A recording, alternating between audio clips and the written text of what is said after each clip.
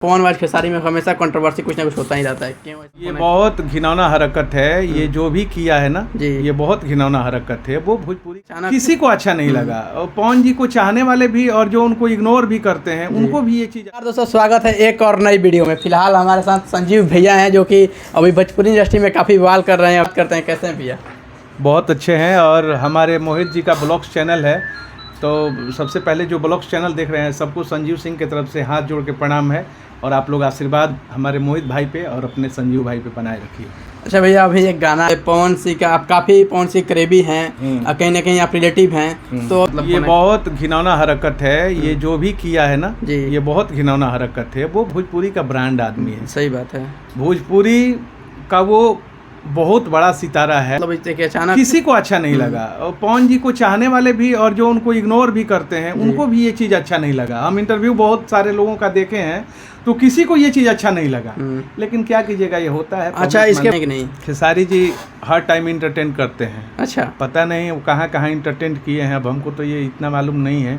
लेकिन ये मैटर जो है वो इंटरटेन करने वाला नहीं और मजाक करने वाला नहीं है। इस पर सबको सीरियस होकर सोचना चाहिए। जैसे कि और आर्टिस्ट सोचे हैं, सब लोग का बयान आया है, कल्लू का आया है, रितेश पांडे का आया है, राकेश मिश्रा का आया है, सबका आया है।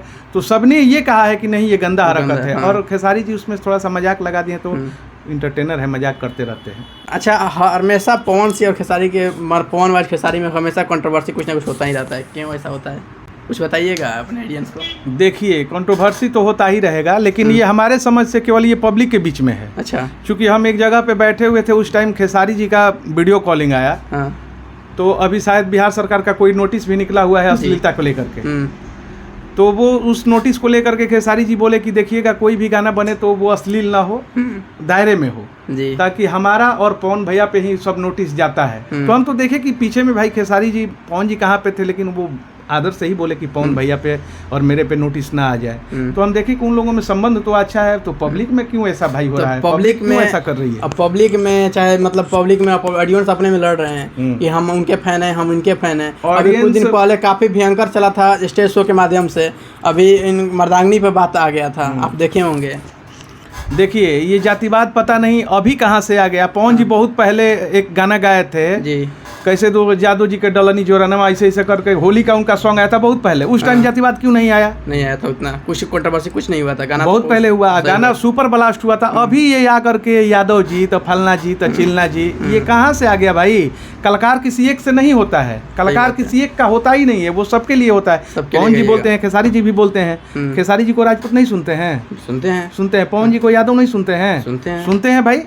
फिर ये आपस में क्यों ऐसा नहीं होना चाहिए भाई? आप लोग एंजॉय कीजिए, किसी का भी गाना बढ़िया है उसके साथ आप लोग खुल के एंजॉय कीजिए, किसी कंट्रोवर्सी में मत आइए।